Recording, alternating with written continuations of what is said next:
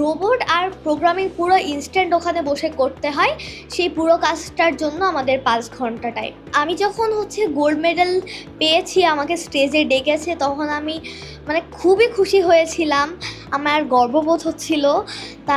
তারপর আমি স্টেজে গেলাম, আমাকে গোল্ড মেডেল দিল, আমার খুবই ভালো লাগছিল। অনেক প্রতিযোগীর মধ্যে আমি জুনিয়র সেকশনে গোল্ড মেডেল পেয়েছি। Thank you. দর্শক, এতক্ষণ কথা বলছিলাম আরতির সাথে, এবং আমি যদি একটু বলি, মাত্র 8 বছর বয়সে নিজের প্রোগ্রাম করা একটা রোবট নিয়ে আন্তর্জাতিক একটি প্রতিযোগিতায় গোল্ড মেডেল পেয়েছে। রোবট তৈরি করে